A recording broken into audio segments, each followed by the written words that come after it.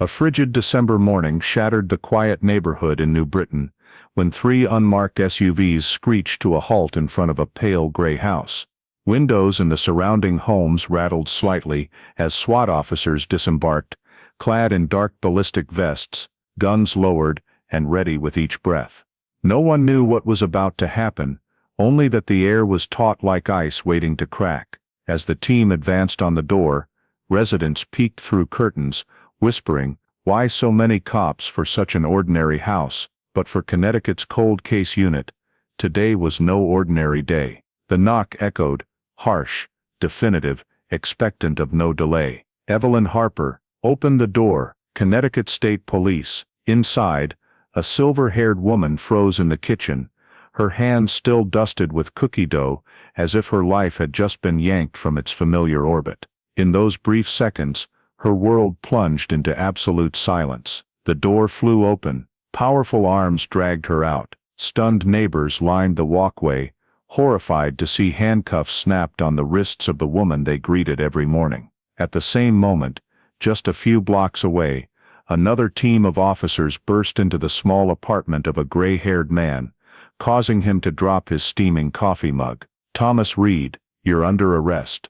The words rang out like a knife slicing through 3 decades of silence. He backed away, face ashen, eyes wild, as if the entire past was crashing down at once. They didn't know, and neither did the neighborhood, that those morning knocks were the tolling bells awakening a secret buried for 40 years. A secret that began in the winter of 1985, when an 8-year-old girl vanished, leaving backward footprints toward the house and a void the entire community could never fill. And now, that secret was rising, fierce, unrelenting, and no one could stop it anymore. Before diving into this shocking true story, let us know where you're watching from, and if you love journeys to uncover forgotten justice, don't forget to subscribe so you don't miss the next part. Snow-blanketed Middletown on a quiet winter evening, but inside the wooden house at the end of Forest Glen Road, the air was thick with simmering tension among 3 people who hadn't gotten along for a long time.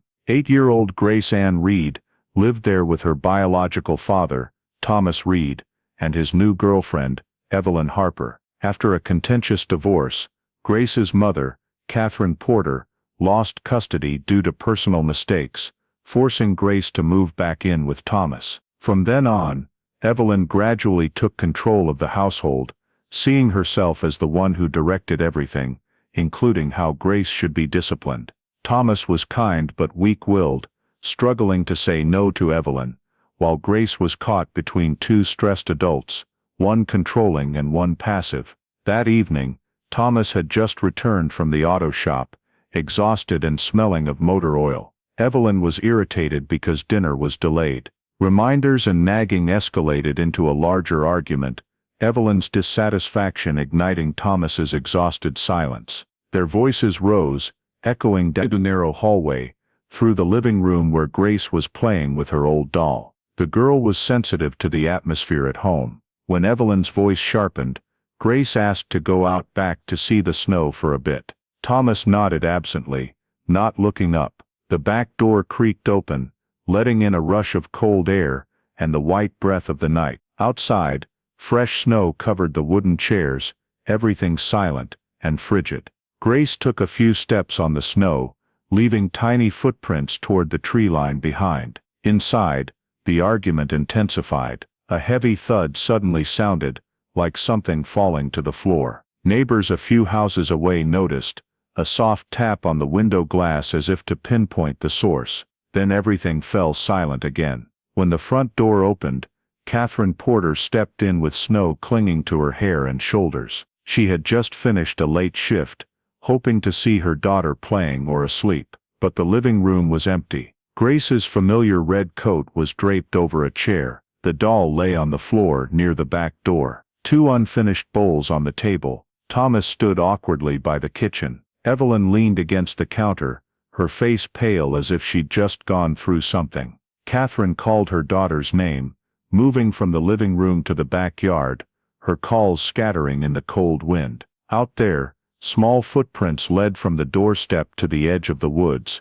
But what made her heart clench, Those footprints turned back toward the house, then vanished entirely at the disturbed patch of ground next to the wooden porch. No adult footprints, no drag marks, no running trails, just a broken expanse of snow, as if something heavy had happened that no one would speak of. The wind howled stronger through the trees. Catherine rushed back in, grabbing Thomas's hand, asking in desperation. Thomas stared out at the yard, face ghostly white. Evelyn turned away, hands trembling slightly. In those brief seconds before the unavoidable decision, Thomas picked up the wall phone.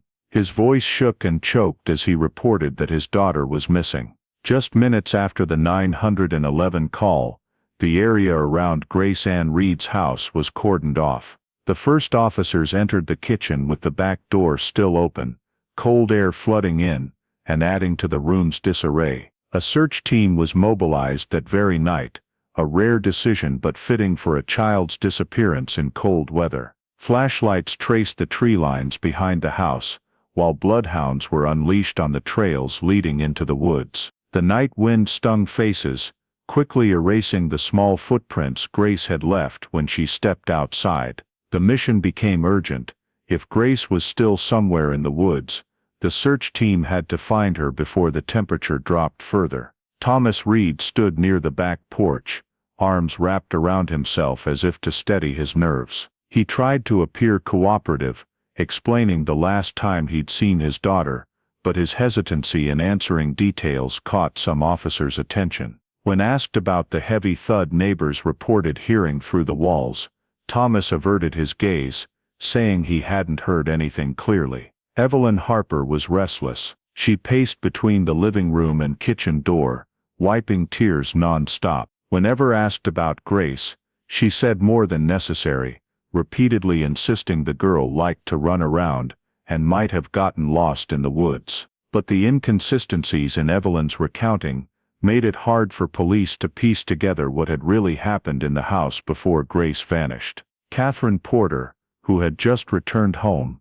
clutched her daughter's red coat tightly. She stayed within sight of the forensics officers examining every detail in the kitchen and stairwell. Fear mixed with suspicion was evident in Catherine's eyes every time she glanced at Thomas or Evelyn. Around midnight, a search group expanded to the dirt road, leading to a small swamp about 2 miles from the house. They found a child's sock partially buried in snow. Based on the pattern and size, police immediately assessed it was likely Grace's. This detail brought both hope and worry to the team, as the sock's location was too far for a child to have walked in such a short time, especially in the snow. Shortly after, the forensics team inside the Reed house reported a faint bloodstain on the basement stairs. Though the amount was small, its not fully darkened color suggested the injury occurred not long before Grace's disappearance. When asked, Evelyn quickly said Grace fell a few days ago, but her haste made the explanation even less convincing. Thomas stayed silent as police checked the basement. The area had some disturbed snow and dirt right near the back door, as if someone had moved something heavy there and hastily covered it with snow. No clear footprints, but the compressed snow patch was just enough to alert investigators that something unnatural had occurred. Outside, the search continued. A team swept the trail along the Connecticut River, but found nothing more. Flashlights reflected off the dark river surface, while snow kept falling, making every clue harder to preserve. News of Grace's disappearance spread quickly through the neighborhood. Some believed she'd wandered off, others insisted it was a kidnapping, especially after the sock was found. But there was a third group, those living near the Reed house, who whispered that Grace might never have left the house at all, that the outdoor traces were just a diversion. Catherine grew more desperate by the minute, but that desperation came with growing suspicion. She noticed the inconsistencies, the timing of Grace leaving the house, Thomas hearing nothing. Evelyn's flustered demeanor. Both adults living with her daughter that night had strange reactions. The search stretched into the early hours before dawn, rescue teams rotating shifts non-stop. But the more they searched, the clearer it became what no one wanted to admit. This didn't look like a kid wandering off in the snow. No continuous footprints, no clear path of movement, just one sock, a bit of blood, and vague explanations from the adults. And in that heavy atmosphere, those searching quietly understood one thing: the most crucial clues probably weren't out there in the woods, but right inside the house where Grace had vanished. In the first 2 days after the disappearance, investigator Alan Rourke quickly realized this wasn't a case of a child lost in the snow. As soon as he entered the Reed house, he began rearranging the timeline based on what his years of experience told him. The inconsistencies appeared right from the initial observations. At the dining table, 3 unfinished meals remained in place from the night before, but the amount of food on each plate didn't match Thomas and Evelyn's statements that Grace had finished eating and run outside. The nearly untouched plate wasn't even at Grace's usual seat. This made Rourke question, had dinner really unfolded in the sequence the 2 adults described? And more importantly, when exactly had Grace left the table? In the living room, a family VHS player under the TV caught special attention. A tape labeled Winter 1985 was played back for review. The initial footage showed normal family moments, but near the end, it abruptly cut, jumping to a different scene with clear signs of tampering. When asked, Thomas said the old camcorder often glitched. Evelyn replied that they didn't usually use that tape. Both explanations felt superficial, prompting Rourke to note possible erasure of sensitive footage. The forensics report arriving at that moment added a key piece: the faint blood on the basement stairs. Not much, but fresh enough to indicate the injury happened near the time of Grace's disappearance. Evelyn immediately said Grace fell a few days ago, but her rushed reaction drew even more scrutiny from police. Rourke didn't rule out any hypotheses, but from the start, he knew unconvincing explanations often hinted at cover-ups. At school, teacher Dorothy Hayes was brought in for questioning. She had taught Grace, and was one of the few the girl confided in. When Hayes recounted that Grace had once asked, "If I disappear, will you remember me?" the interrogation room fell silent. That statement from an 8-year-old wasn't normal at all. It suggested Grace might have sensed danger from her home life. Hayes also confirmed Grace had come to class with faint bruises, and showed signs of fear when talking about life at home. DCF had been notified, but hadn't found enough evidence to intervene. While Rourke focused on contradictions in statements and evidence inside the house, the search team continued sweeping areas miles away. The child's sock found near the swamp turnoff the night before was sent for testing. Based on size and pattern, investigators deemed it highly likely to be Grace's. But the bigger issue was the location. A child couldn't have walked 2 miles on a freezing night without leaving more footprints. This seriously considered the possibility that Grace had been transported by vehicle. A small breakthrough came at the end of the second day, when a witness near the bridge over the Connecticut River reported seeing a dark pickup truck stopped near the bridge edge around the time of Grace's disappearance. He hadn't seen anyone inside, but recognized it as the kind of old truck many mechanics drove, similar to the one Thomas used daily. This info prompted Rourke to immediately check Thomas's routes, work hours, and any signs the truck had left home that night. The witness's account split the investigation into 2 paths. One group still treated it as a possible abduction.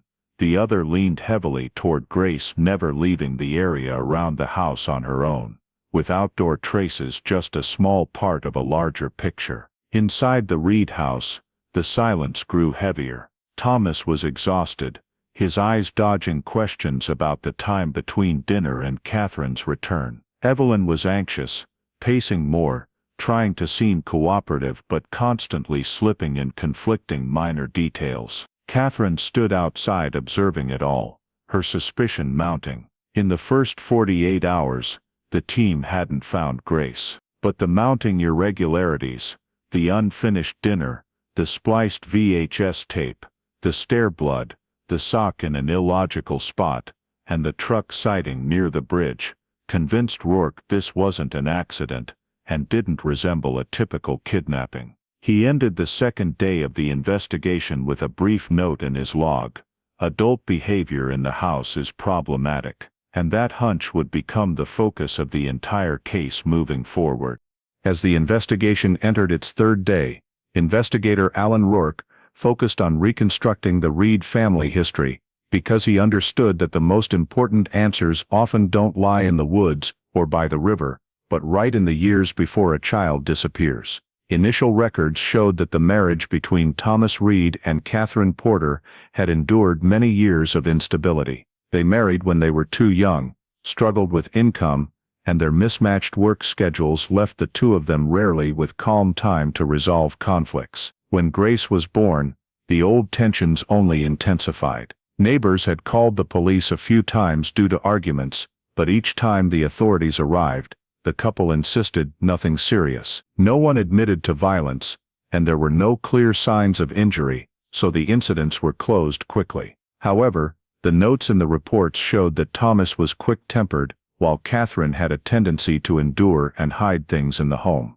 After a few years, financial and psychological pressures caused Catherine to decline. She was arrested for DUI, lost her job, and lacked the ability to stabilize her life enough to retain custody of Grace. The court decided to award guardianship to Thomas, a decision that Catherine disagreed with but lacked sufficient grounds to oppose. This event became the turning point that led Grace to live full-time with her father. It was around this time that Evelyn Harper entered Thomas's life. To outsiders, Evelyn appeared as the new support for a man just emerging from a divorce. Soft-spoken, caring, working in a job related to children. Thomas's friends initially thought Evelyn helped him balance his life. But over time, they noticed something strange. Thomas gradually withdrew from all his social relationships. He no longer went out for drinks after work, didn't meet up with colleagues, and talked less with family. Investigator Rourke noted a statement from an old friend: "Since Evelyn came,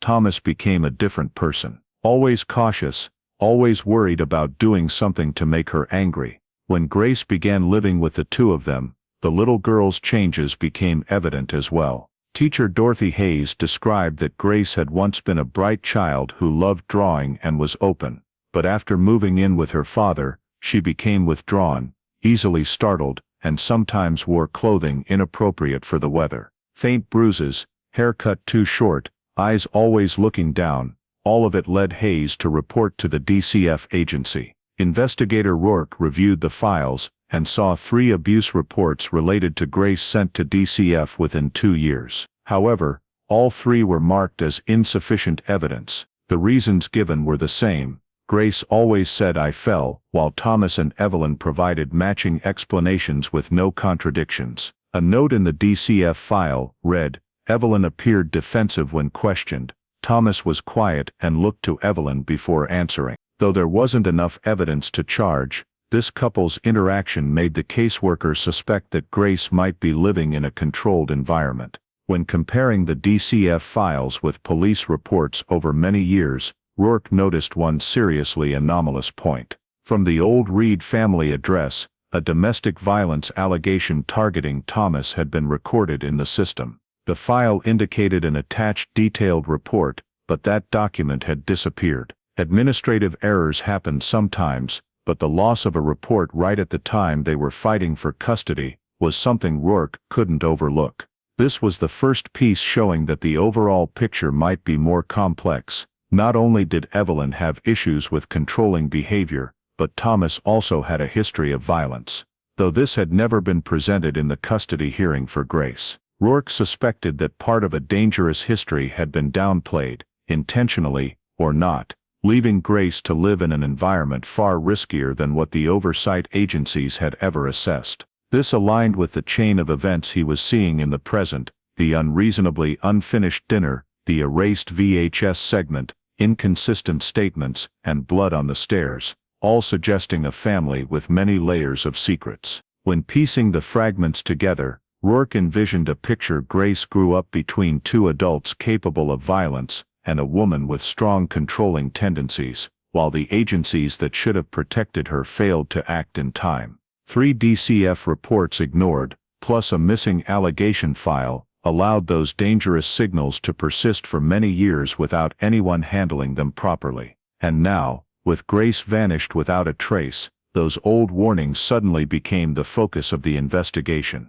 For Rourke, the Reed family past was no longer just background, it could be the key to decoding what had happened in that house right before she disappeared into that winter night. After reviewing the unstable history of the Reed family, investigator Alan Rourke continued by turning to the place that reflected Grace's changes most clearly.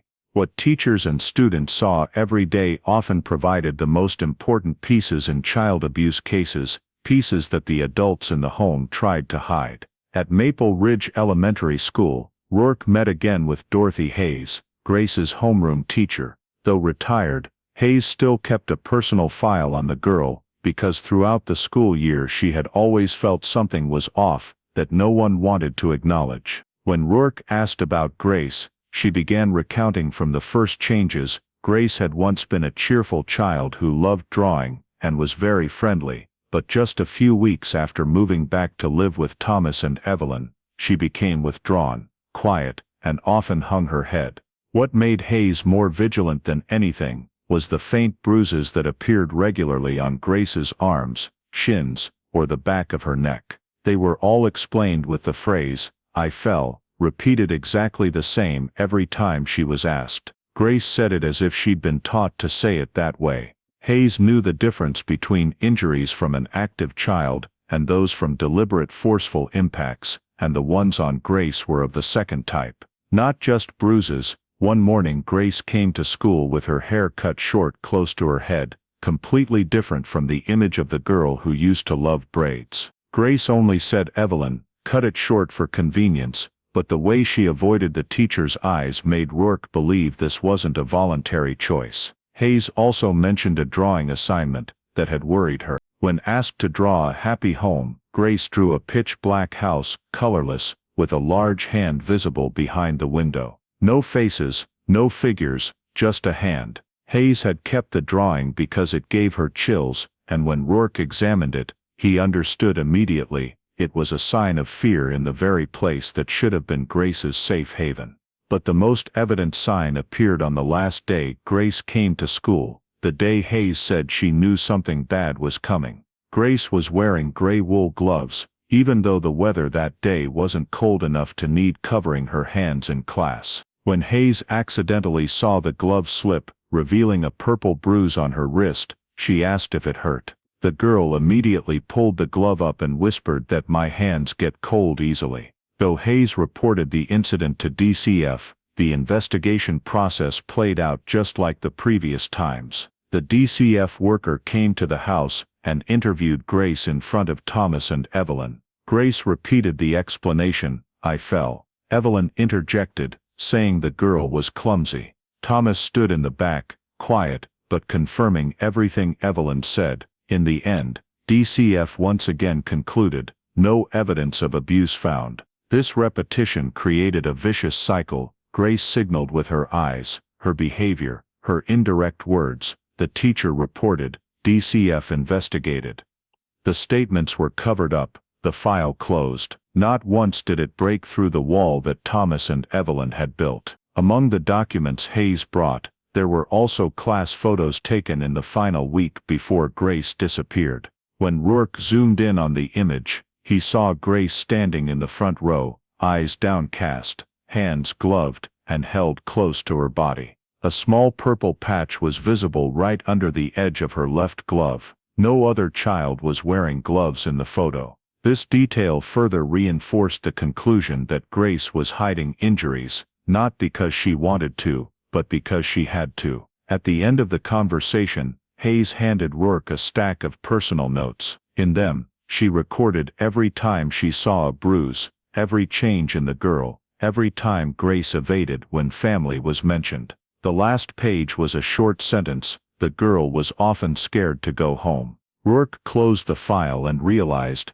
the school had been sending clear signals for a very long time. Through the bruises, the cut hair, the drawing of the dark house, the unusual gloves, and the fear that couldn't be hidden in Grace's eyes. But all those warnings were extinguished, because the explanations from the adults in the home were always the same, and because the 3 DCF checks all reached the conclusion, insufficient basis. When piecing every detail together, Rourke understood that Grace hadn't just disappeared one winter night. The girl had been sending out cries for help for many months, even years before that, but those cries hadn't been saved in time by anyone. And now, the school's warnings became a crucial piece to investigate what had really happened to her before she vanished from the house in Forest Glen. Having gathered enough information from the school, investigator Alan Rourke turned his attention to the final week Grace was last seen, a time when her behavior,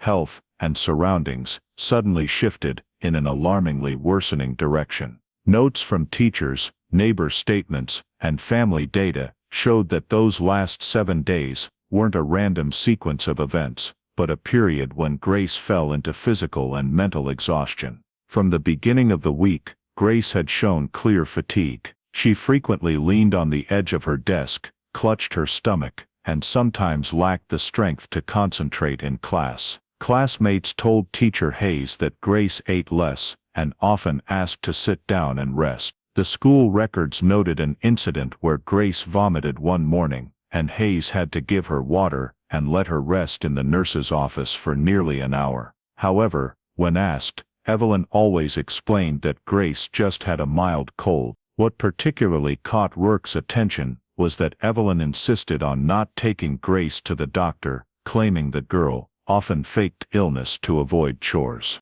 With his experience investigating abuse cases, Rourke recognized this as the familiar type of explanation from adults trying to hide a child's serious health condition. According to accounts from several neighbors, during that final week they heard Grace crying at night, accompanied by Evelyn's loud scolding in the backyard or garage. One person clearly heard Evelyn demanding that Grace stand up straight and don't let your arms down, matching the wall-standing punishment with arms raised that the school had previously noted. A neighbor living right next door said that multiple times she saw Grace standing in the backyard, arms raised, trembling in the cold wind, while Evelyn stood near the back door watching. During those days, Thomas Reed was often home in the evenings, but his role was almost like a shadow. One neighbor said Thomas looked out at the backyard several times, then turned away, not intervening. He seemed dominated by Evelyn to the point of complete passivity,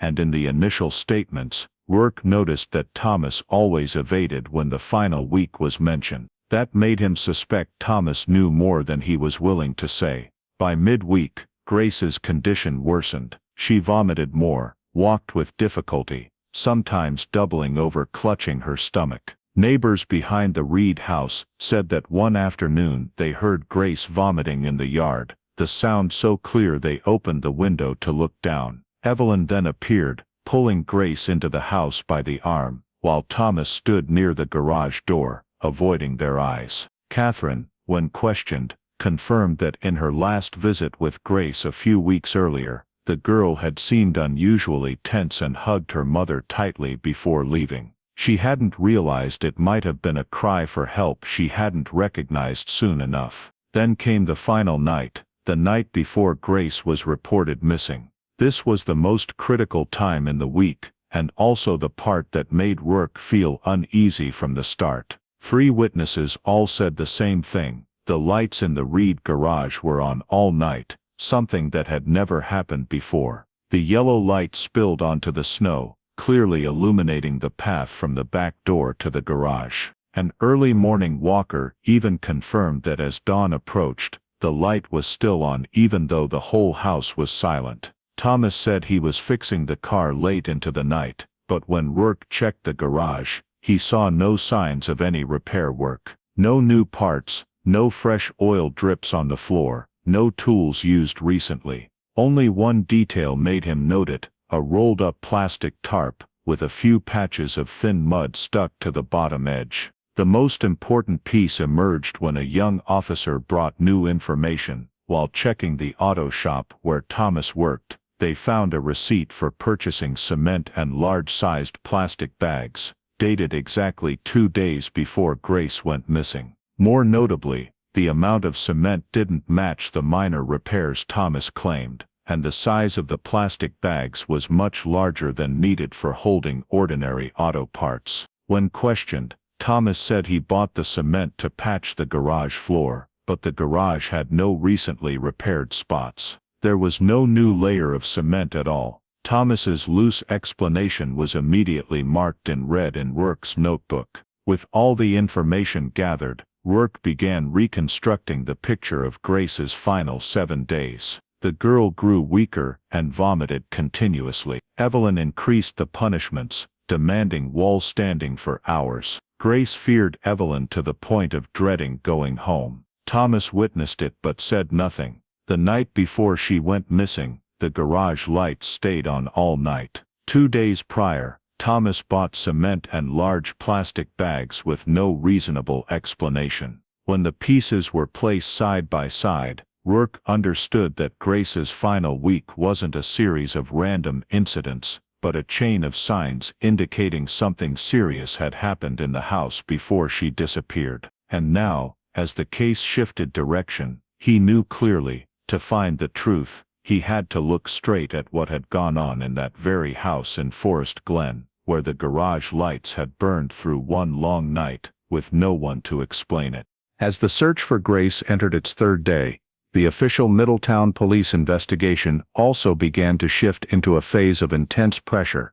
News of an 8-year-old girl missing in the snow spread quickly throughout the area. Local newspapers ran bold headlines, and TV stations continuously aired footage of rescue teams combing the woods and patrol cars sweeping lights along the riverbank. The public demanded answers. They wanted to know what had happened in the Forest Glen home, especially with reports of bloodstains on the stairs and unusual timing in the garage the night before the disappearance. These suspicions forced the police into a position where they had to act quickly. However, the lack of direct evidence made the investigation awkward. Although the details in the Reed house all indicated something was off, there were no signs of forced entry, no strange footprints in the yard, and no witnesses seeing Grace leave the house in any clear direction. So even though investigators initially leaned toward a family-related scenario, they couldn't completely rule out the possibility that Grace was taken by an outsider. The press continued to pressure law enforcement. Many articles described the case as a targeted kidnapping. One reporter even publicly asked, "Did the Middletown police overlook danger signs in the family?" This prompted police department leaders to reconsider the investigation's direction, as without clear progress, they would be criticized for bias or lack of objectivity. As a result, just a few days later, the case was officially shifted to the kidnapping by unknown subject angle. This decision reduced direct pressure on the Reed family at a time when Thomas and Evelyn were under suspicion from neighbors. But conversely, it also pushed the investigation into a dead end. No suspect description, no clues from the area around the house, and no signs that Grace was forcibly removed from the home. Investigator Alan Rourke, then the lead inspector for the department, still didn't let go of the internal family investigation angle. Despite being required to focus on the stranger abduction possibility, he continued to review the Reed family's history, police calls for arguments, closed DCF reports, and Evelyn's controlling presence during the time Grace lived with them. During the process of reviewing related documents, he found a noteworthy detail. A DCF employee named Linda Morrison had quit just a few weeks after submitting an internal report related to the Reed family. This report wasn't in the official case file, but its name appeared in the DCF document receipt list for 1985. Notably, the timing of Morrison's resignation was highly unusual. According to personnel records,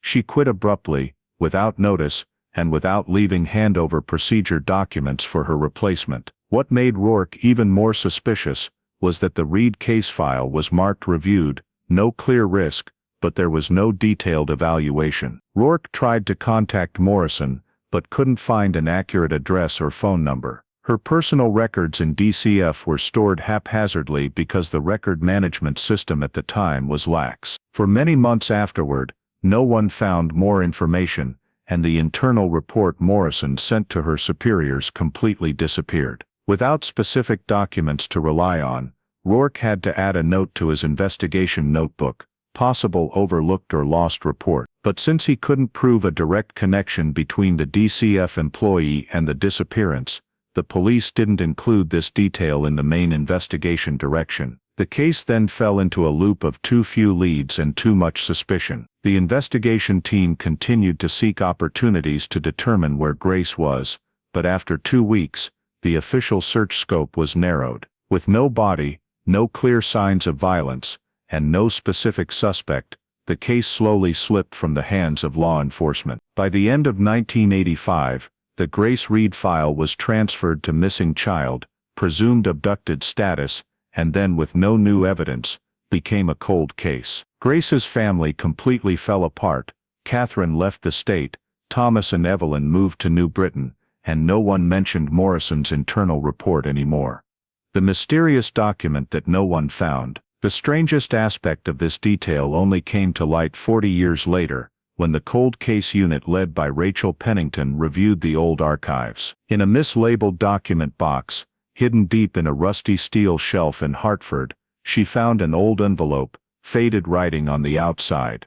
Internal concern, Reed household, L. Morrison. That discovery would become one of the most important pieces leading to reopening the case and breaking through the dust of time covering Grace's death. But in 1985, no one knew that report had ever existed. No one knew it was lost, and no one knew what it contained. This disappearance caused the 1985 investigation to veer off the right track, plunging the missing child case into darkness for 4 decades. After the investigation direction shifted to the kidnapping by unknown subject scenario, and the internal report from DCF employee Linda Morrison mysteriously disappeared, the Grace Reed case quickly lost its initial momentum. By 1986, most leads had hit dead ends. No body, no suspects, no new statements. Everything relied on vague signs in the Reed home, and the last hours Grace was seen too little to pursue charges or expand the investigation further. As media interest began to wane, Grace's file was moved from priority status. Officers assigned to the case were gradually reassigned to other duties. Incomplete notes left in the file folder gradually became mementos of a half-hearted investigation. By mid-1986, the police department issued a brief announcement: no new leads, investigation suspended. That announcement marked the moment the case began to freeze. A true cold case. The Reed family also changed in an irreparable direction. Just a few months after the investigation was suspended, Thomas Reed and Evelyn Harper left Middletown without saying goodbye to anyone. They sold the small house on Forest Glen Road and moved to New Britain. That hasty departure only reinforced neighbors' previous suspicions that the two of them knew what happened to Grace, but never said it. On the other side, Catherine Porter sank into pain and guilt. Every time she thought back to the signs Grace had tried to send: bruises, cut hair, hesitant words. Catherine blamed herself more. She drowned in alcohol, lost her job, and gradually withdrew from society. Friends said there were days when Catherine just sat holding Grace's red coat in her lap, as if it was the only part left of her daughter. The deeper she sank into loss, the more Catherine felt betrayed by the system she had once trusted: police, DCF, guardianship courts. And at the same time, the Reed family had split from Middletown, leaving behind a silent house and countless unanswered questions. While the family fell apart, the Middletown Police Archives also witnessed unusual signs. When the case was transferred to long-term storage, several important pieces of evidence went missing: Grace's red coat, the doll found near the back door, some crime scene photos. No one knew exactly when these pieces of evidence disappeared. A young officer, while reviewing backlog files, noted that the evidence box does not match the list, but that note didn't lead to any internal investigation. On paper, this loss could be explained by the mess in the 1980s storage procedures. But with what Rourke knew about the case, the adjusted investigation direction, the lost internal report, and Thomas and Evelyn's sudden departure, he felt this wasn't just administrative error. It was like someone had deliberately removed the most sensitive evidence, the things that could reopen questions many people didn't want to face. From 1986 to 1988, the Grace Reed case gradually fell into oblivion. Articles that once had bold headlines were now only mentioned in unsolved cases columns. Middletown residents mentioned Grace with a tone of regret, but also a touch of helplessness. They believed if she was alive, she would have been found. If she was dead, the evidence had vanished with that winter. By the end of 1988, Grace's file was officially closed and transferred to the Hartford archives, labeled Cold Case. No one suspected that among the thousands of dusty document boxes in that warehouse, there was a mislabeled envelope containing Linda Morrison's internal report, the document that had mysteriously disappeared in 1985. At that time, no one in law enforcement knew that the lost pieces, the missing evidence, and the forgotten report would become the key to revealing the truth about Grace Ann Reed 40 years later. But in the late 80s, this case was seen as having nothing left to pursue, and so it sank into silence, as if a child had never disappeared into the freezing winter night of Middletown. Early in 2024, in the cold case file storage of the Connecticut State Police in Hartford, cold case investigator Rachel Pennington conducted a routine review that seemed pointless. That vast, cold, dusty storage was where thousands of forgotten cases lay dormant for decades. But Pennington always believed that sometimes, the truth doesn't disappear, it just gets buried in the wrong place. Amid the rusty metal shelves, she discovered a document box misplaced by code. Reed, Grace, 1985. That name made Pennington stop immediately. She had heard about the 1985 Middletown disappearance, a child vanishing in the snow, leaving no clues. The document box in front of her looked old, but what caught Pennington's attention was the strange seal, a faded yellow tape from the 80s style overlaid with a later seal. Clear sign of unauthorized box opening. When she opened it, she saw the documents inside weren't arranged by any standard. Some papers were crumpled, a few report pages missing sequence numbers. There were even typewritten pages in 90s font, mixed with 1985 originals. Evidence that someone had entered the box and replaced pages. Pennington flipped to an old faded interview transcript, interview summary, R. Harper T. Reed, January 1985. At the bottom of the page was a signature, A. Rourke. That was the name of the lead investigator on the 1985 case. But something was off. This signature was on content clearly retyped on a different machine, and the signature stroke looked like it was cut-pasted from another document and photocopied over. If this was Rourke's real signature, why was it on an edited document? If it was fake, why would someone do that? Pennington marked the document, a feeling of unease spreading. As she dug deeper into the box, she discovered the original evidence list clearly stating, Grace's red coat, a doll found near the back door. Initial crime scene photos. But in the 1988 system, when the case was officially archived, all these pieces of evidence had disappeared. A faded note from the young officer back then just said, does not match list. No further action. The mysterious disappearance of evidence, combined with altered documents, gave Pennington the feeling this wasn't ordinary administrative error. Then she found the most important thing. Pressed against the bottom of the box, stuck between two old file stacks, was a thin DCF envelope, not labeled to standard, as if someone had hastily stuffed it in. Pennington opened it, and saw a few stapled pages with a faded but clear title, Internal Concern, Reed Household, signed, L. Morrison. Pennington's heart tightened. This was the DCF employee who quit abruptly in 1985. The one whose police records from then no longer mentioned. The report was short but chilling. Morrison noted that Grace's life showed signs of prolonged abuse, that the family interview was not conducted properly, and that Evelyn Harper strongly controlled every answer. She recommended additional evaluation due to high risk. The last page had only one sentence underlined heavily in red pen. This child is not safe in that home.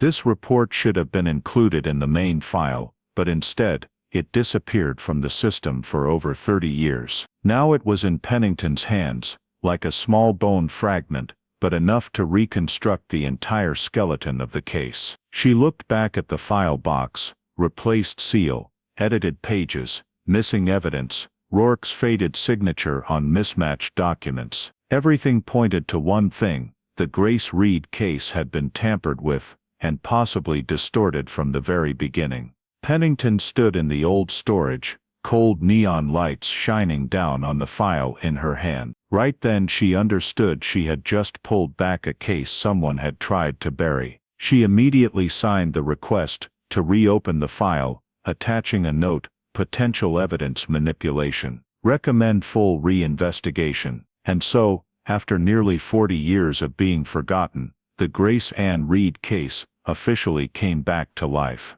The discovery of Morrison's report and the signs of tampering with the files made investigator Rachel Pennington realize that the Grace Reed case wasn't just forgotten, it had been deliberately distorted. So, when new information emerged from a completely unexpected source, she seized it immediately as a crucial piece of the unfinished puzzle. One afternoon in March 2024, Pennington received a call from a couple who had recently moved into the old Reed family home on Forest Glen Road. They said that while cleaning the attic to prepare for renovations, they found a dusty cardboard box pushed deep into a corner of the wall, as if someone had deliberately shoved it there so no one would touch it. The box had no label on the outside, but when they opened it, they discovered a series of old VHS tapes, most of which were moldy or damaged. One tape on top had a handwritten label: Christmas '84, Grace. As soon as she heard the description, Pennington sensed this might be the type of evidence listed in the 1985 file, but lost. She immediately went to the scene to seize the box of tapes under legal protocol. When she brought the VHS box back to the cold case unit's temporary lab, Pennington and the video technician began examining each tape. Some were completely ruined, others just fuzzy. The Christmas '84 tape, though old, was still viewable. Its content immediately made the room feel heavy. The opening scene was familiar: the living room decked out for Christmas, Grace in a red dress, trying to arrange small gifts under the tree. Thomas's voice came from off-screen, not overly cheerful, but not tense either. A very ordinary moment. But the next segment, just a few minutes later, was completely different, and eerily similar to how Grace appeared in Teacher Hayes's descriptions a year later. In the frame, Grace stood in the middle of the kitchen, arms extended in front, each hand holding a can of metal soup. The little girl trembled slightly, but tried to keep her balance. Off-screen, Evelyn's voice rang out: "Don't lower them. Stand straight. See what happens if you drop them again." The voice was sharp, cold, and completely out of place in a Christmas Eve atmosphere with children. Grace tried to say something, but Evelyn cut her off. "Head up. No crying." Thomas didn't appear in the frame. But what made Pennington more tense than anything was Grace's attitude: no resistance, no struggling, just trying to stand still. An 8-year-old child who had long been accustomed to this kind of punishment. The video analyst noted while watching: "Not normal disciplinary behavior. This is prolonged punishment." The tape continued until Grace lowered her arms from exhaustion. A loud bang echoed somewhere in the house, and the image cut abruptly to white noise. Pennington felt her heart tighten. She replayed the transition, and realized it wasn't natural tape damage. Someone had deliberately overdubbed that segment, making the subsequent footage disappear forever. The technician said, "We might recover part of it, but if it's overdubbed, the chances are very low." But Pennington wouldn't accept low. She sent the tape to a high-tech image recovery specialist at the New Haven Analysis Lab. 3 days later, the results kept her glued to the screen. The expert said the cut segment had been heavily overdubbed. However, using edge-frame signal analysis techniques, they recovered 0.7 seconds of footage right before the tape went to noise. Less than a second, but enough to change the entire trajectory of the case. In that 0.7 seconds, one could see Grace doubled over, the 2 soup cans falling to the floor, the shadow of an adult standing a few feet away. The image was blurry, but the figure wasn't Evelyn. Broad shoulders, taller, face unclear, but the outline exactly like Thomas Reed. He didn't approach, didn't say anything, just stood watching. What was terrifying wasn't Thomas's appearance, but the way he stood still, not intervening at all while a child endured punishment to the point of dropping heavy objects on the floor. Pennington watched that blurry clip over and over, each time feeling like Thomas's shadow weighed down the old file like the entire sky. This wasn't evidence of Thomas directly harming her, but evidence that he witnessed, and didn't stop it, a form of silent complicity. One specialist said, if this segment had appeared in the 1985 file, investigators back then would surely have questioned Thomas's role. Pennington replied, her voice stern and cold, but this segment wasn't in the file, someone cut it out, and when placing this alongside Morrison's report lost, Rourke's signature on documents altered, important evidence missing, file box unlawfully opened,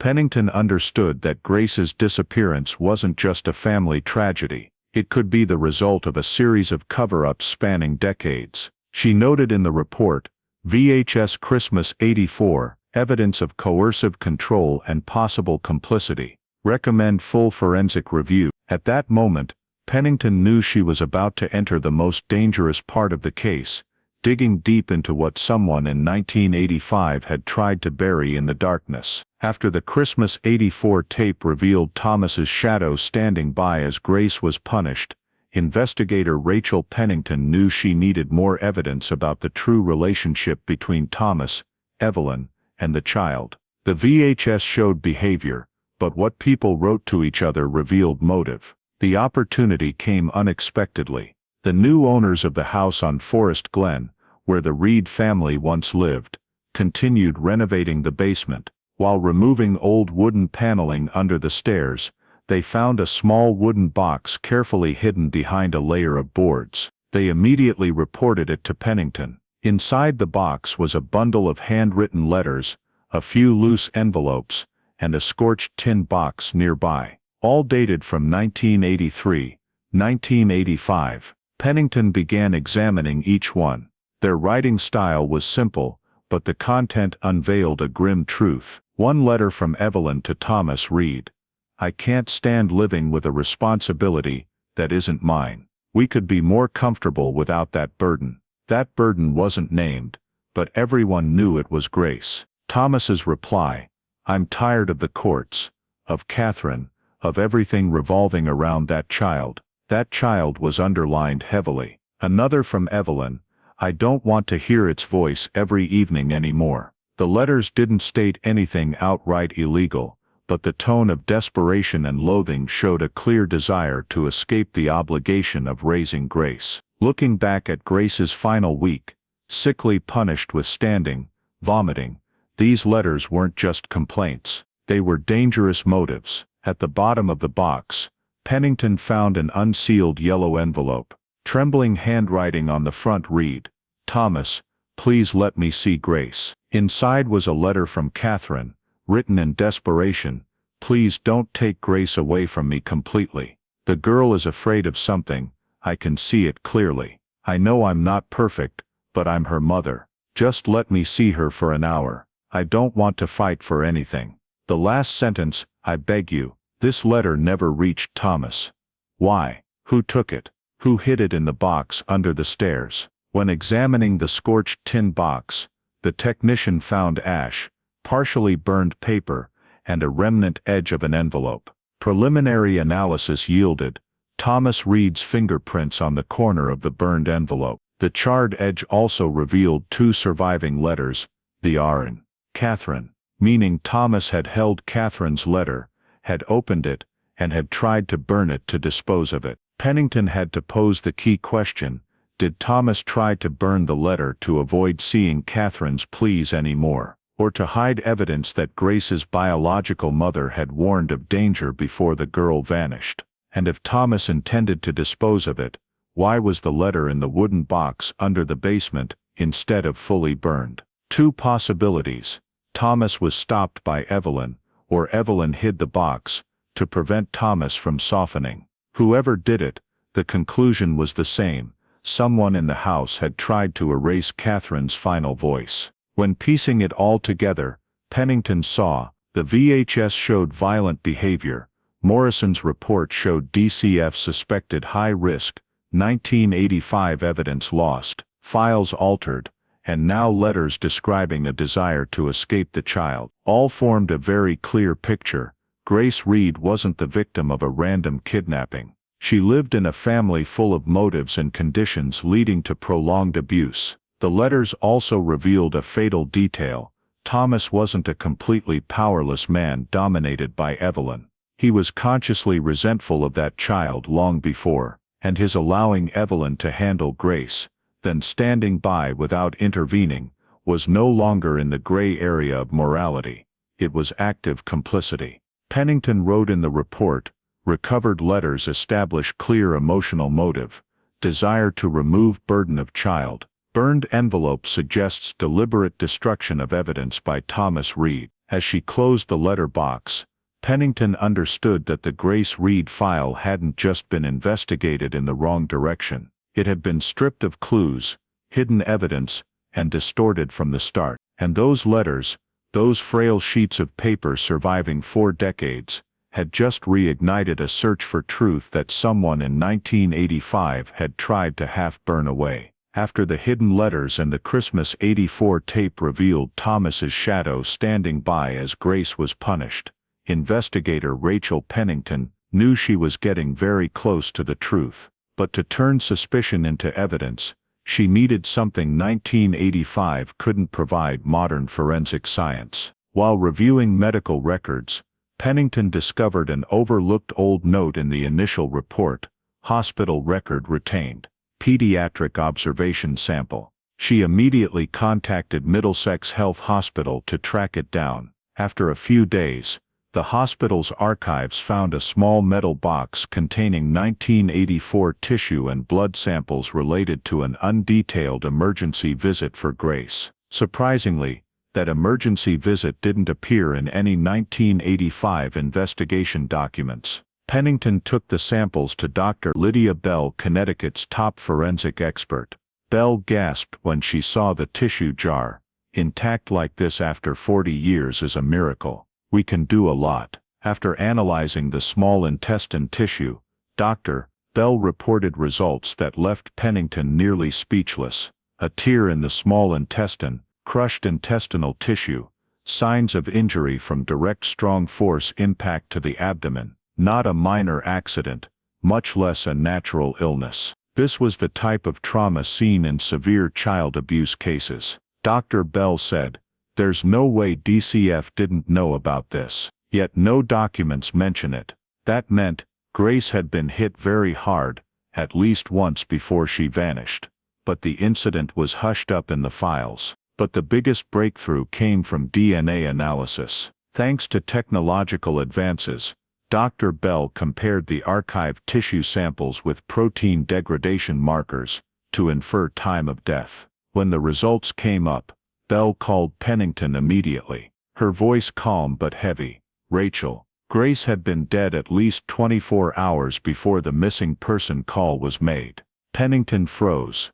"Are you certain?" "100% certain," Bell replied. "Based on enzyme degradation levels in the tissue, the girl couldn't have been alive when Thomas and Evelyn called 911, meaning Grace didn't disappear in the night. Grace wasn't kidnapped. Grace had died a day earlier, and someone staged the disappearance story. The entire 1985 report, with the story of Grace going out to play and vanishing, was now exposed as a fabrication. When Pennington pieced the forensic results with prior evidence, everything became terrifyingly clear. Garage light on all night, receipt for cement and large plastic bags, VHS tape cut with Thomas standing by, Catherine's letter never received by Thomas, evidence lost from police files, DCF worker Morrison's report, disappeared. All pointed to a single logic: Grace died in the Reed home, and the adults staged a disappearance to cover it up. It wasn't Grace who vanished. Grace was disposed of. Pennington documented every lab detail. In the official report, Dr. Bell concluded, fatal abdominal trauma consistent with inflicted injury. Biomarker degradation confirms time of death predating missing person call by at least 24 hours. Subsidiary conclusion, missing person report likely fabricated as cover-up. No doubt anymore. In 1985, police had been led astray. And worse, they hadn't been persistent enough to see what was right in front of them. Pennington stood in the forensic hallway, looking at Grace's old file, its faded pages stamped missing child. The child in those photos wasn't missing, hadn't stepped out to play, hadn't gotten lost in the snow. Grace had died before anyone called 911, and that call was just the beginning of a cover-up spanning decades. Pennington took a deep breath, closed the file, and whispered, "We'll bring you home, Grace." With forensic evidence in hand, the Grace Reed case had officially shifted from missing child to deliberate homicide, and now Pennington had to find out who hit the girl, who covered it up, and who helped them evade justice for 40 years. The forensic conclusions of Dr. Bell, confirming that Grace Reed had been dead for at least 24 hours before being reported missing, transformed the entire case from a missing child file into a murder concealed for 4 decades. With evidence from the VHS tape, handwritten letters, lost exhibits, and Morrison's report, the prosecutor's office quickly approved the arrest warrants. In December 2025, after nearly a year of reinvestigation, Connecticut Police officially carried out 2 arrests that shocked the public, Evelyn Harper and Thomas Reed, who had once claimed Grace disappeared in the middle of the night during the winter of 1985. Early in the morning of December 3rd, patrol cars and the tactical team pulled up in front of Evelyn's small house on East Arch Street in New Britain. She was now nearly 60, living quietly for many years, seen by neighbors as a kind, reserved woman.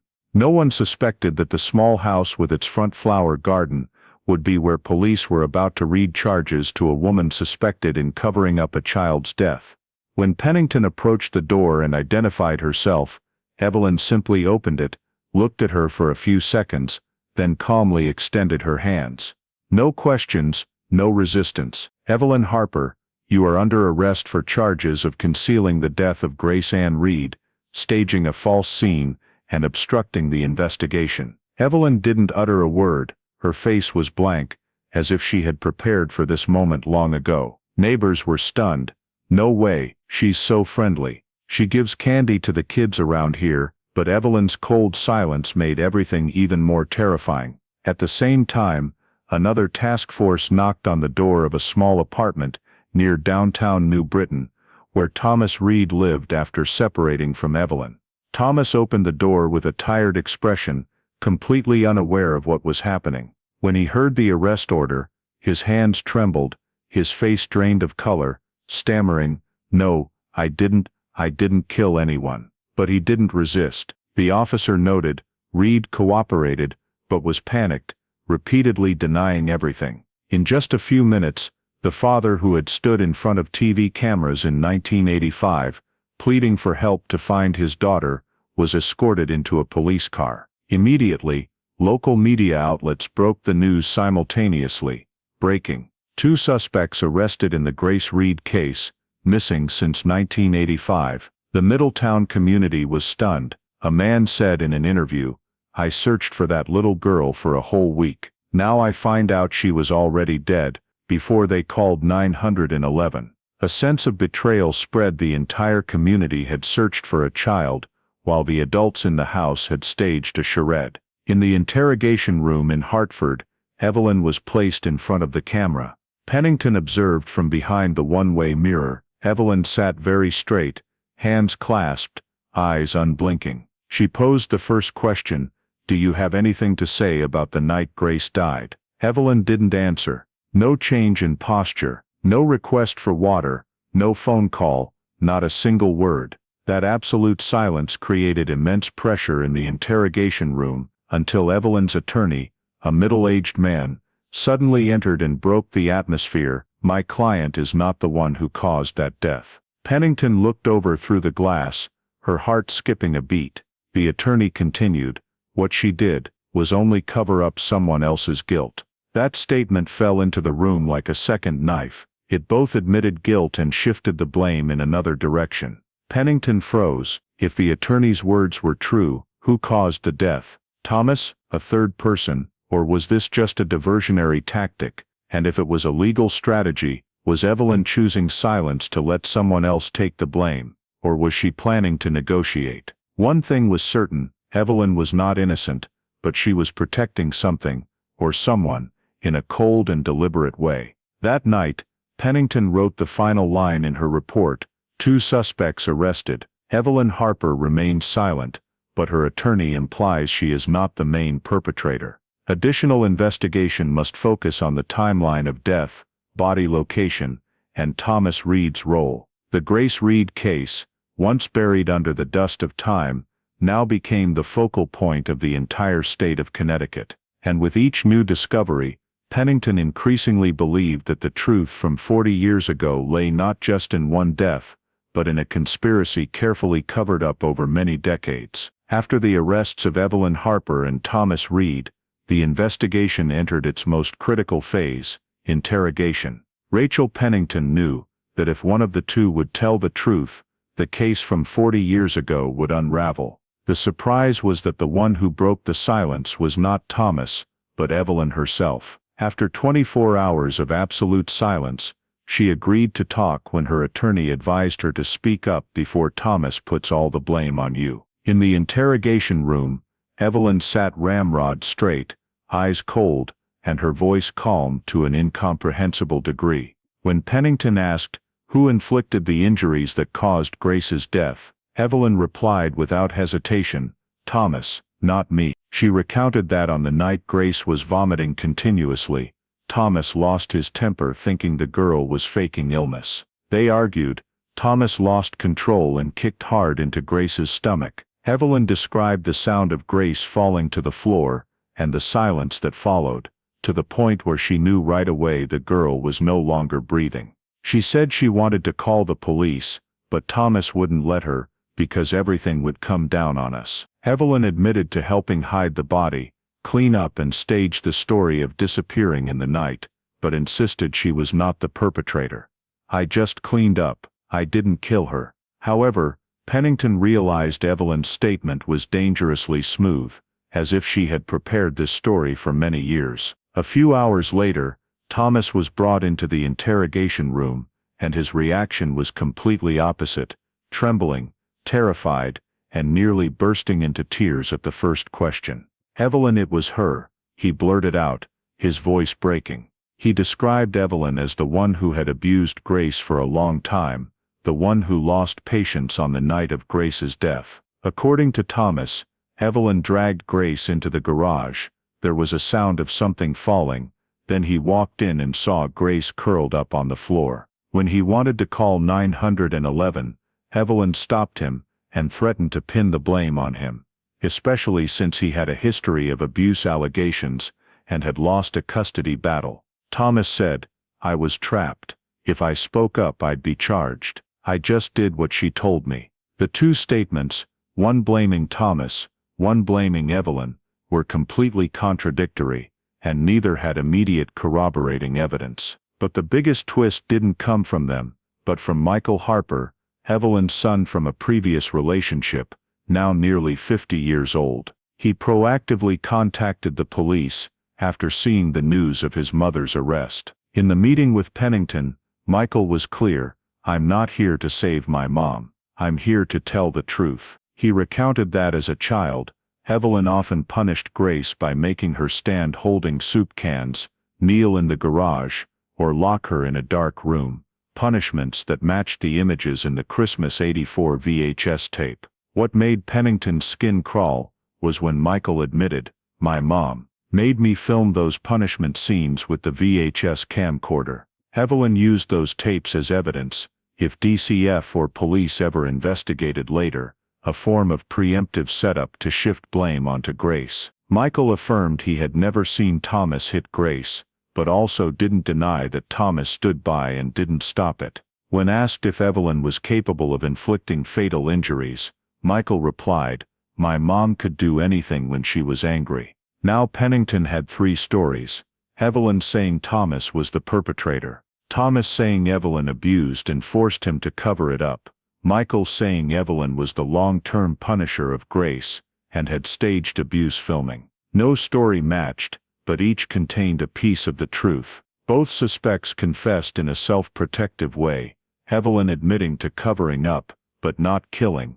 Thomas admitting to being threatened but not inflicting injuries. Michael confirmed the abuse had gone on for years, and his mother was the one most capable of causing Grace pain. But the forensics showed Grace received a direct forceful blow to the abdomen, causing a ruptured intestine, an act requiring significant force, far beyond holding soup cans. In the end-of-day report, Pennington noted, statements from the 2 suspects are contradictory and cannot be verified immediately. Witness Michael Harper's statement opens the hypothesis that Evelyn staged, controlled and abused Grace over a long period, but Thomas's role, possibly delivering the fatal injury or enabling the violence, remains undetermined. The Grace Reed case was not simply about finding out who hit the girl on her final night, but about peeling back 40 years of lies, manipulation, and abuse covered up by conflicting statements. And Pennington understood clearly, this interrogation was not the final truth, only the starting point of the most difficult chapter. After hearing the 2 completely contradictory statements from Evelyn Harper and Thomas Reed, Rachel Pennington knew the truth could no longer lie solely in the interrogation room. To break the deadlock, she needed the final evidence, something no one had found for 40 years: the body of Grace Ann Reed. And it was Thomas himself, in a moment of breakdown during his 3rd interrogation, who revealed the first clue leading to that crucial turning point. He rested his head on the cold metal table, voice trembling. "I didn't know what to do. Evelyn said we had to take her away, said we had to cover it up. I just..." Pennington interrupted. "Thomas, where did you place Grace's body?" Thomas didn't answer right away. Tears fell onto the table. Then he sighed, like a man who had just lost a long grueling battle. "In the woods. Connecticut State Forest, near trail number 3. I drove there at night.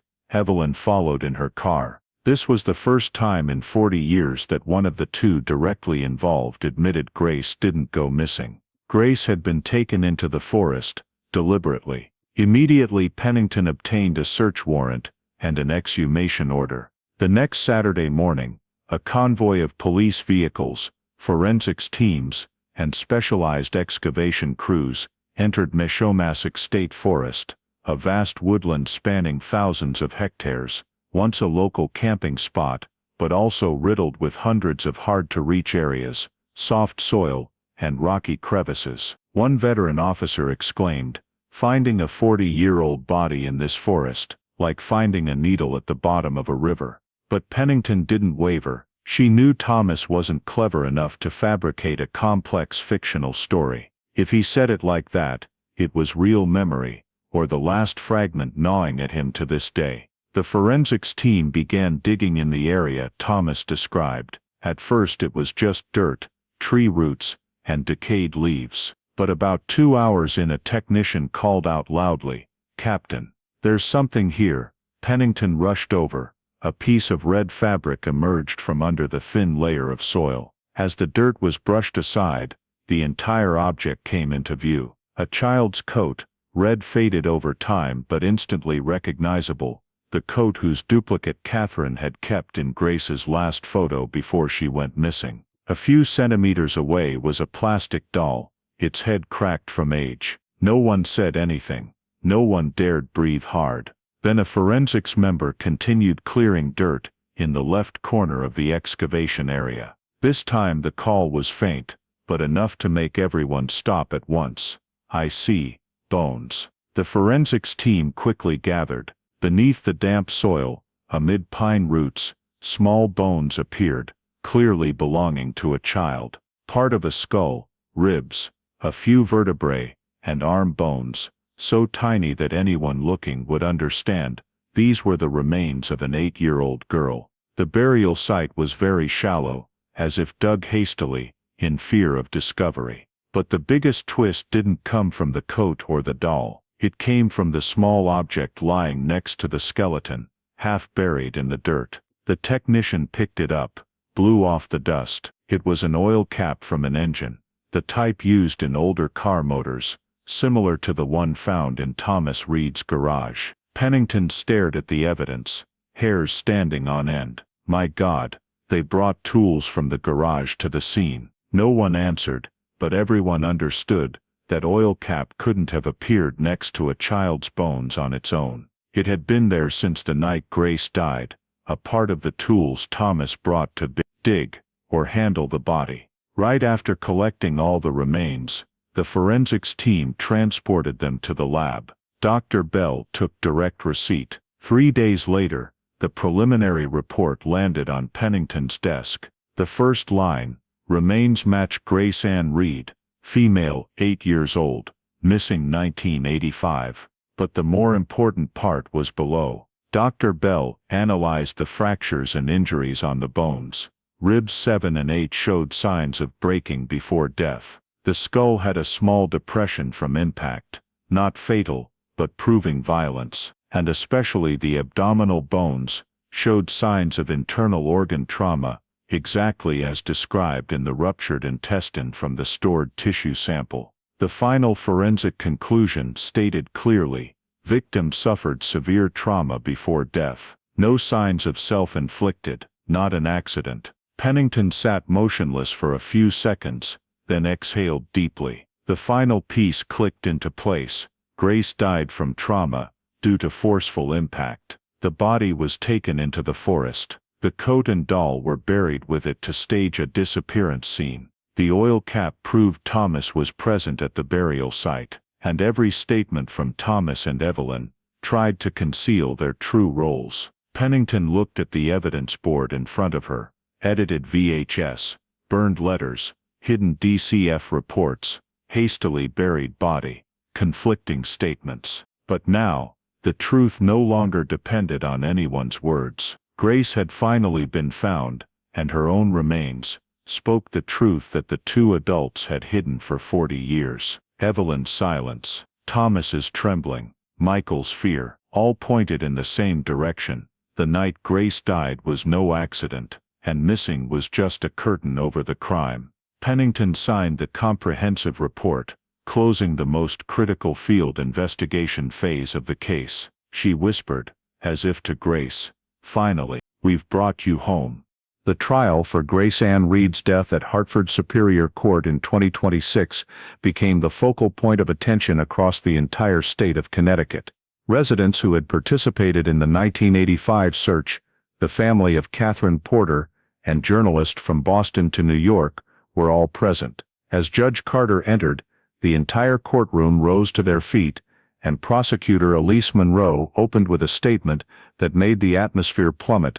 Grace Ann Reed did not go missing. She was murdered and hidden by her own father and his girlfriend for 40 years. Monroe methodically presented the recovered chain of evidence, the VHS tape from Christmas '84, handwritten letters between Thomas and Evelyn, the half-burned envelope Catherine wrote begging to see her daughter, and Dr. Lydia Bell's forensic results proving Grace had died 24 hours before the 911 call was made. When the VHS tape was played, the courtroom fell into silence. The image of tiny Grace trembling as she stood holding 2 cans of soup in the kitchen appeared.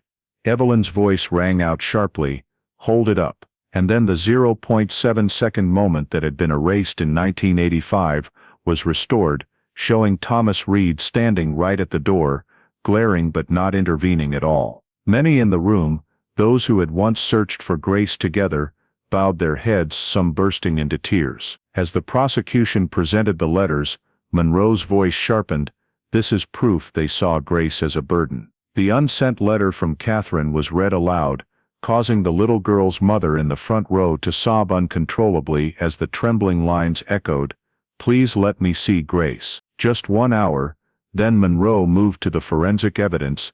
Dr. Bell detailed the internal injuries, broken ribs, impact marks before death, and the conclusion on the time of death completely refuted Thomas and Evelyn's statements from 1985. When Dr. Bell said, "It couldn't have been an accident, it couldn't have been self-inflicted," the courtroom erupted in choked curses. Evelyn Harper was the first to take the witness stand. She unexpectedly burst into tears when asked about the night Grace died, her voice trembling as she blamed Thomas.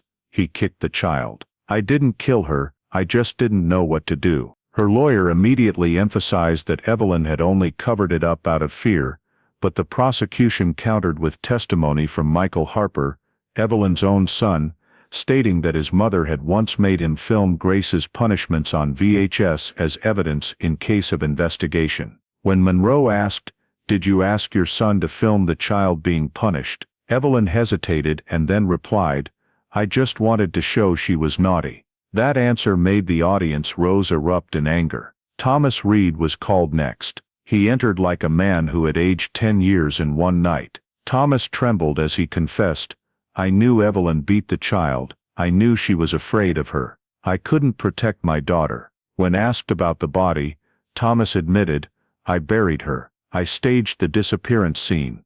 I was wrong." He bowed his head, sobbing as he recounted the night he carried Grace's body into the woods, but Thomas still denied inflicting the fatal injuries, continuing to blame Evelyn. Just when it seemed the evidence was enough to end the trial, Monroe stepped forward unexpectedly with a USB drive.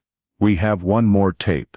The courtroom held its breath as the screen lit up. The image was blurry but clear, Grace standing unsteadily in the garage, eyes red and swollen. The hand holding the shaking camera belonged to a young Michael. A second later, Evelyn entered the frame, looked straight into the camera and smiled, then shoved Grace hard to the ground. She turned back, saying in a gleeful voice, "See, she always falls like that." Shouts of outrage echoed throughout the room. A woman screamed, "Monster!" Evelyn turned pale, and her lawyer clutched his forehead as if knowing it was all over. After 3 days of deliberation, the jury returned to the courtroom. Judge Carter read the verdict.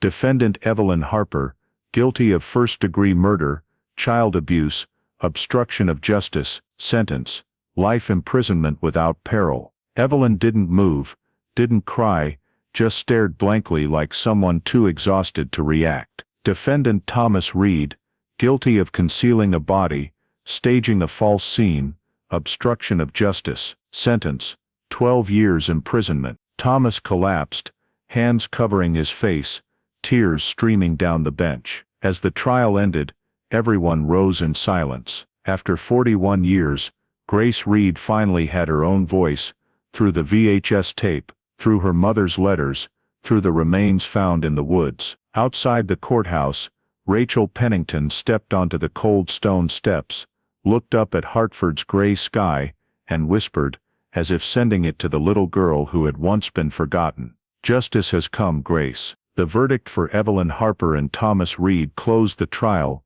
but it opened a new wave of outrage sweeping across the state of Connecticut. When the media released investigation documents showing that DCF had received multiple warnings about Grace, but ignored them all, public fury erupted immediately. Headlines like "A child abandoned by the very system meant to protect her," or "DCF saw all the signs, and did nothing" appeared across major news outlets. Many Middletown residents, who had searched for Grace that night in 1985, said they felt betrayed a second time, once by Evelyn and Thomas, and once by the very agency that should have saved her. As old documents were reviewed, the name Patricia Shannon, the DCF investigator at the time, quickly became the center of criticism. Shannon's closings due to lack of evidence, her failure to interview teacher Hayes, and especially the detail of L. Morrison's internal report going missing, all were exposed one by one.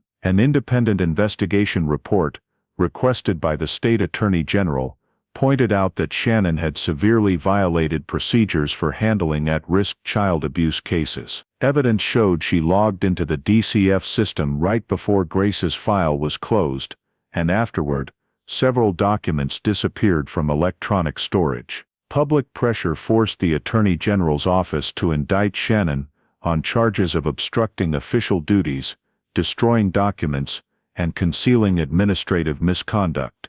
A rare move for such an old case. As police escorted her from the DCF office, Shannon only said to reporters, "This happened 40 years ago. No one remembers anymore, but that was exactly her mistake." Everyone remembered, especially those who had searched for Grace under the snow, without knowing she had died a day earlier. Meanwhile, Catherine Porter didn't stop at attending the trial. She filed a lawsuit against the state of Connecticut, accusing the government and DCF of gross negligence, leading to Grace's death. The suit listed all the missed opportunities: Teacher Hayes's report, the 1984 emergency visit that no one followed up on, Morrison's warning, and the file closed despite Grace showing multiple signs of abuse. The case quickly drew national attention. Many families who had experienced DCF indifference also contacted Catherine, forming a new advocacy group for child protection. Public outrage forced the governor to hold an emergency press conference. Under pressure from thousands of signatures demanding reform, Connecticut established a special hearing council on the Grace Reed case. During that hearing, Rachel Pennington was invited as the key witness. She described how she found the improperly opened file box, the hidden DCF report, and the investigation process leading to the discovery of Grace's body in the woods. Her statement, resounding before the entire committee, immediately became a media focal point.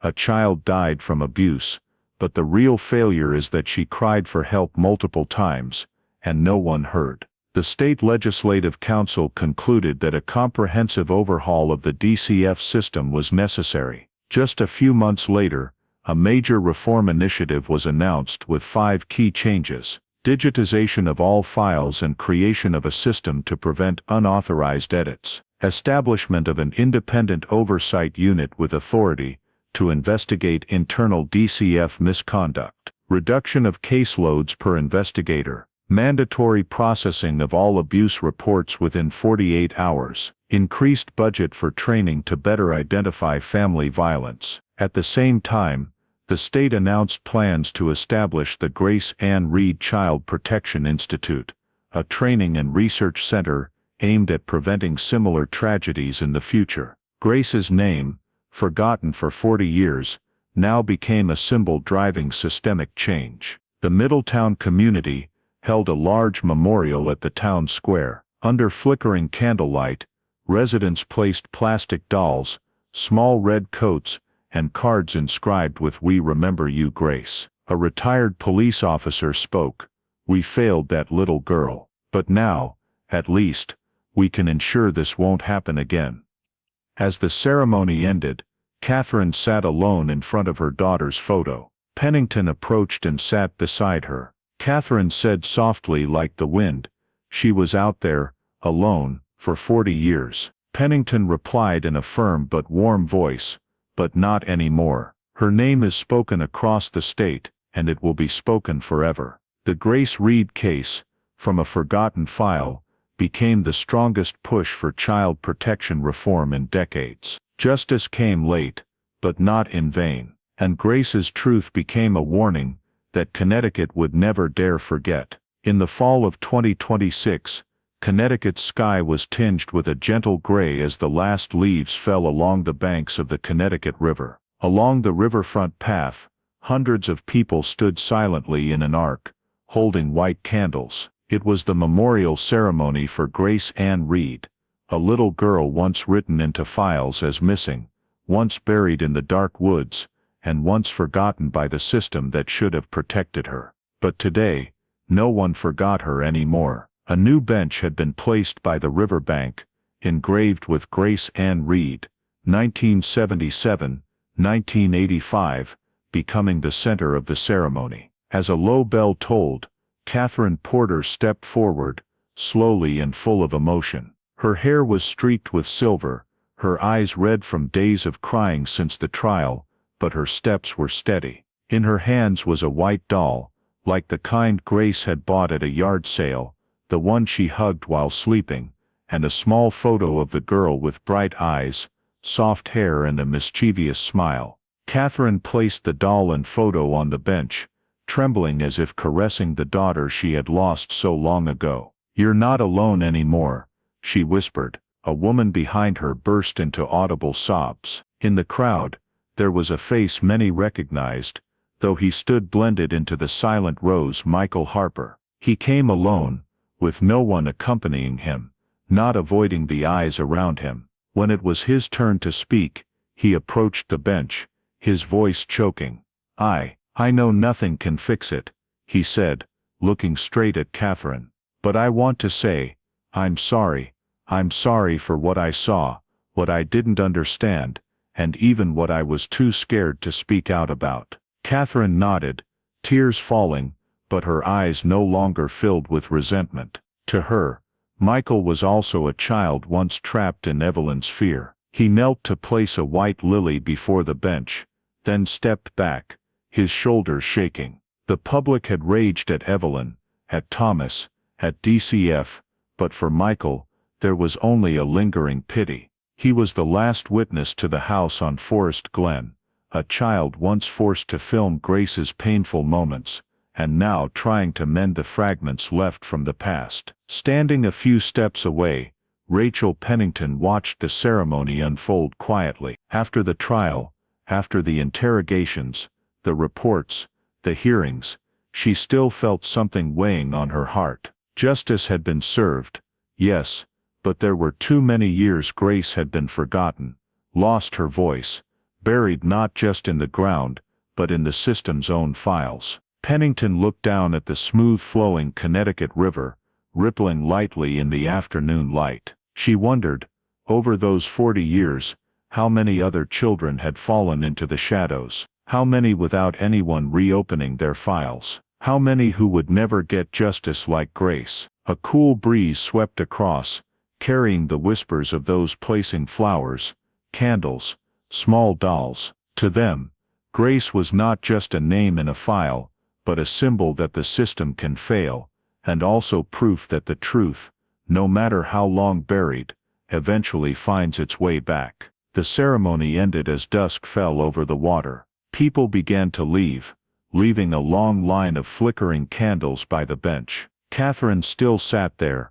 one hand touching her daughter's engraved name, the other clutching the white doll. Michael stood a few steps away, as if waiting for permission before leaving. Only Pennington lingered the longest, watching the candlelight reflect on the river's surface. And in that moment, between the flowing water, the candlelight, and the silent faces, Pennington understood that Grace had been returned to her rightful place, a child deserving of love, protection, and eternal remembrance. Before leaving the riverbank, Pennington turned back to the bench one last time. The inscription below Grace's name, requested by the family to be engraved, was like an answer to everything they had endured. Truth took 40 years to surface, but it never truly disappeared. The story of Grace Ann Reed is not just a criminal case, but a stark reminder for life in the United States today. The system can fail, so each individual must be more vigilant in protecting children. In the story, so many adults saw, but didn't see. Teacher Hayes saw the bruises and hair cut close to the scalp. Middlesex Hospital once preserved tissue samples showing intestinal trauma from blunt force.